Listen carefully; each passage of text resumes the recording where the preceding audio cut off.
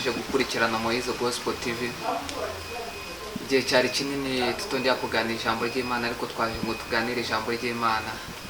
Mbere na mbere mbifurije icyumweru cyiza, mbifurije abanyeshuri biruhuko byiza, ndetse dukomeza kubahiriza n'amabwiriza yo kwirinda icyorezo cya COVID-19. Rero twishimiye kongera kuganira namwe ijambo ry'Imana. Nukuri ni iby'agaciro, sengero ubu zirafunze, ariko hari uburyo bwinshi buhari kugira ngo twakoresha twese tuze kuganira ijambo ry'Imana. Kuri uno munsi turaza kuganira amagambo y'Imana, tuze kubihuza no mu buzima bwacu bisanzwe, kugira ngo tugire icyo twakungurana twese, kugira ngo ijambo ry'Imana rigire aho rigera. Imana iri kumwe natwe. Reka dusome muri Zaburi ya 46, umurongo wawo wa 2. Imana niyo buhungiro bwacu n'imbaraga zacu, ni umufasha uturebe, ni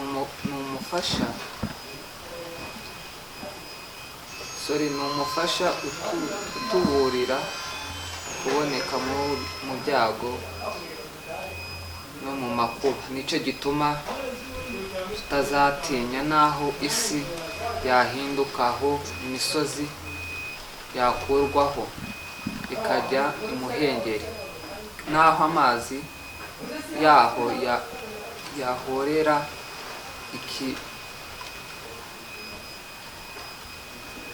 akibirindura, aho imisozi yatinyishwa no kwihindukiza kwayo. Iri ni ijambo ry'Imana tugiye kuganira. Imana yiteguye kubana nawe mu buzima bwawe. Hari ishimwe nyambwira abantu ngo iyo tubyutse twese hari ishimwe tujya tubyukana, yaba uwariye yaba utariye, twese hari ishimwe tujya tubyukana. Ishimwe iyo uriho buriya biba bisobanuye ngo hari ibyo utari wabona uri hafi kubibona, kuko hari igihe muri wewe iyo utabyutse utariho ntujye umenya nyine kuriho.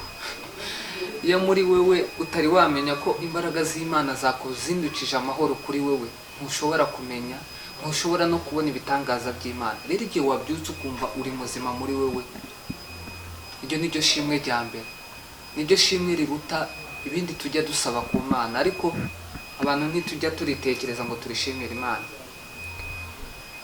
Imana igira urukundo. Ukuntu yaduhaye Yesu ukuntu yaje mu isi aratwitangira ku musaraba, yaje batamwemera. Ariko igitangaje, abantu tutajya dutekereza, tujya tubasha kubona ibintu yuko birangiye iyo tuza kumenya amahirwe yuko Yesu yaje hakiri kare mu ivuka rye, tukaza kubimenya ko ari Yesu Kristo uje. Ayiwe, ubu twese tuba turi mu byishimo, ariko twabimenye yaragiye. Ariko icyiza, Yesu yadusigiye intumwa kugira ngo zitubwirize ubutumwa bwiza bw'Imana. Najya nkubwiye muri uno mwanya, ibyo Yesu ni byinshi Yesu yadusigiye. Kugaruka kwiwe azaza aje gutwara be, kuko hari ibyo yadusigiye. Ibyo yadusigiye nta bindi, ni ijambo ry'Imana. Ni ukubwira abantu ubutumwa bwiza bw'Imana. Haleluya. Hari ijambo rijya rimfasha riboneka mu Migani 22, umurongo wawo wa 4. Uwicishije bugufi akubaha Uwiteka, n'ingororano ye ni ubukire n'icyubahiro n'ubugingo. Haleluya. Umuntu wicisha bugufi niwe muntu wegereye Kristo Yesu. Umuntu wicishije bugufi niwe uzubana n'abaturanyi be neza. Uriya ushaka kubana n'umuturanyi ntimwabura icyo mupfa, ariko iyo wicishije bugufi muri wewe uba wegereye Imana, ujya wera imbuto nziza. Haleluya. Rero kuri kino cyumweru ni ukuri, reka ufate wicishe bugufi muri wewe kugira ngo ubane n'abaturanyi neza. Wicishe bugufi kugira ngo ubane neza n'abo mubana, n'abo mukorana. Hari ibintu byinshi byatuma utabana n'abaturanyi bawe neza, ariko kuri uno munsi ndagira nkubwira ngo wicishe bugufi. Ubukire bwawe ni ukwicisha bugufi. Imana hari ingorane igiye kuguhereza hejuru yo kwicisha bugufi kwawe. menya yuko kuba uriho si impamvu ya oya, ni process y'Imana. Hari ikintu kimwe abantu kijya kitugora cyane.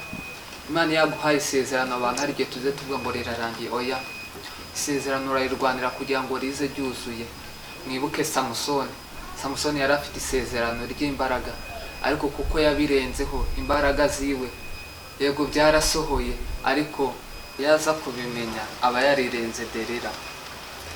Buriya Delila hari byinshi, hari process nyinshi yatumye ibyo Samusoni inzozi ze cyangwa se isezerano yari haye kugira ngo arinyuremo. Samusoni we ntiyarwaniye isezerano. Samusoni Imana yarwaniye kugira ngo icyo yavuze kuri Samusoni kugira gisore.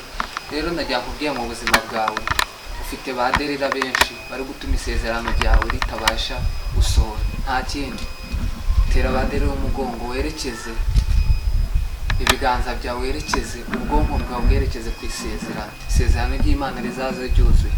Isezerano ry'Imana ntirizaza gusohoya. Isezerano ry'Imana rizaza wariharaniye. Isezerano ry'Imana rizakugeraho ryuzuye uko wateye intambwe. Rero twukumva ko buri kintu cyose kizaba uko Imana yakivuze gutyo gusa, yego kizaba, ariko kigira ngo giharanire. Sinzi ko muri kubyumva neza. Iyo ikintu cyose ugiharaniye kikubyariyamo inyungu, ku buryo n'igihe iryo sezerano cy'icyo cyabaye rirangiye, nyuma yaho ubasha gutungwa nacyo. Buri ubwenge bwacu tugira butandukanye n'ubumenyi bwacu tugira. Urushaho kuba ufite ubumenyi bwinshi, ariko wakora ikintu tukavuga ko nta bwenge ufite. Ariko iyo muri we wafite ubwenge karemano, ujya ubasha gupfukira ubumenyi bwawe bukenya, umuntu akakubona ko muri umunyabwenge. Nubasha kuvuga ikintu, ukavuga amagambo make, ukavuga amagambo afite agaciro muri wowe, buri muntu yakumvisha ajya yumva ufite ubuzima, ajya yumva ufite ubwenge. Hari ibintu bitatu bijya biranga umuntu udafite ubwenge. Icya mbere ni amagambo adafite indangagaciro. Icya kabiri azavuga ibitari ngombwa. Icya gatatu nta banga ry'ubuzima bwe agira. Buriya umuntu ukomeye ku isi ni umuntu ugira amagambo y'ubuzima bwe, ni umuntu ugira ibanga ry'ubuzima bwe. Ntajya apfa kuvuga buri kintu cyose kitari cyajya mu bikorwa. Impamvu Satani igiturwanya ni uko tujya tuvuga ibyo dufite mu migambi. Nuko tujya tuvuga ibyo dufite mu migambi tukabibwira abantu, biroroshye kuturwanya. Ariko iyo utunguye abantu ukabereka ibikorwa waje wabikoze, abantu bose bajya batungurwa, nta naho bahera bakurwanya, kuko ntibazi ibanga ryawe. Ibanga ryawe ni iryo buzima bwawe. Najya nkubwiye muri kino gitondo, kuri kino cyumweru, wihe kugira ibanga muri wewe, uzabasha gutsinda.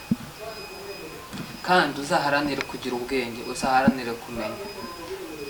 Uriya ntukajye urwana mu buzima ngo urwanire ngo kuki ntabonye kiriya kintu. Oya, ahubwo shishoza imbaraga umenye ngo ubwenge bwanjye icyo ntagezeho kuri njyewe nta kindi. Reka ibyo nahaye umwanya aribyo ndeberaho inyungu. Ntukajye uhereza inyungu cyangwa uta umwanya ku kintu utahaye agaciro, utahaye umwanya. Menya icyo wahaye umwanya aricyo uha agaciro, aricyo ureberaho inyungu. Mu gihe wagiye gukina umupira w'amaguru, inyungu ntukajye uyibarira mu bucuruzi bwawe nk'ubwa botike. Oya, yubara nyine kuzakina ukaba umujuweri mwiza, ukabasha kubona inyungu. Mu gihe rero wumva ko wagiye muri bizinesi yo gucuruza, ntukajye uyibarira inyungu yawe mu gufana umupira. Oya, ntukajye uhuza ibyo bintu. Rero buri kintu cyose watakaje imbaraga zawe ariho uzajya ubarira inyungu zawe. Ntukajye ubarira aho utashize imbaraga, uvuge yuko mu buzima bwawe ngo niho utegereje icyo ushaka. Hari amagambo y'ubwenge abahanga bavuze, none njye nkeka ko ariyo ajya afasha n'abantu. Kwitira kuri umunyabwenge utaravuze ijambo ry'umunyabwenge ntibisobanuye ko ujya uba umunyabwenge cyangwa se ko uri umunyabwenge. Oya, iyo muri wowe ushaka kumenya ko uri umunyabwenge, ujya ukora iby'ubwenge, bigasobanukirwa n'abanyabwenge, bikagira umuntu akamaro, bikamukura mu bupfapfa, bikamwerekeza mu bwenge. Mu gihe twese twatekereje yuko twumva ko turi abanyabwenge, oya, uriya muri we nutangira kumva ko uri umunyabwenge uzaba uri kwibeshya. Umunyabwenge ugumvana yuko bakubwiye ko wavuze icy'ubwenge, uko wakoze icy'ubwenge. Ariko ndagira nkubwire, hari amagambo atatu ajya yerekana umuntu ko ari umunyabwenge, wowe ubwawe ukabyirata mu mutima yuko uri umunyabwenge. Icya mbere ni igihe muri we wumva ko wacishijwe. Icya kabiri ni igihe muri wowe ujya wumva ko umutima utagucira urubanza. Ni igihe muri wowe ujya uca bugufi ugasaba imbabazi. Ibyo bintu ngo bifite muri wowe ujya wirata mu mutima, ntukabyereka abantu, ibyo byiratira mu mutima wawe. Kuko nabwiye ko ibanga tugira muri twebwe nibyo bijya biduha imbaraga byo kutagwanga. Igihe muri twebwe twatakaje ibanga ryacu tukaribwira n'abatabikeneye, uwuhushitse wese akumva ibanga ryacu, icyo gihe tuba twarangije gutsindwa. Abaturwanya bose bajya babona aho binjira. Password yo gukizwa kwawe nta yindi, ni ibanga. Igihe wafashe ubuzima bwawe ukawushyiramo ibanga, hanyuma ukabitereka. Buriya twese tugira amagambo mabi, ururimi rwacu rwavuga abantu bakumirwa, ariko hari ikijya gifasha umuntu. Ijambo rya gatatu nayo mvuze ngo niyo utabuze gucana televiziyo ukagenda ukiga kuyicana, ujye uharanira buri munsi kugira akantu kamwe ubasha kumenya k'ubwenge cyangwa ubumenyi, bizagufasha.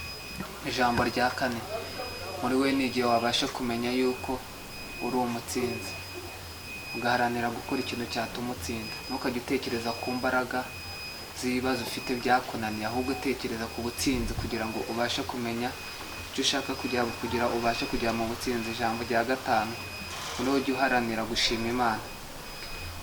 Iyo dushima Imana tuba twiremeramo icyizere cy'ejo hazaza. Ni nawe biba bigaragara ko uri umunyembaraga, kuko ibintu byose iyo udashima Imana ntabwo. Gukomveka Imana ni amashimwe dutanga kugira ngo twerekane ko twabyishimiye, ko twabinezeye. Ni ukuri turabakunda, twishimiye kongera kubagezaho ijambo ry'Imana cyangwa kumva ijambo ry'Imana n'ibitekerezo byanyu tukaza kubyakira. Rero murakoze, turabashimiye, kandi Imana yo mu ijuru ikomeze kubagirira neza.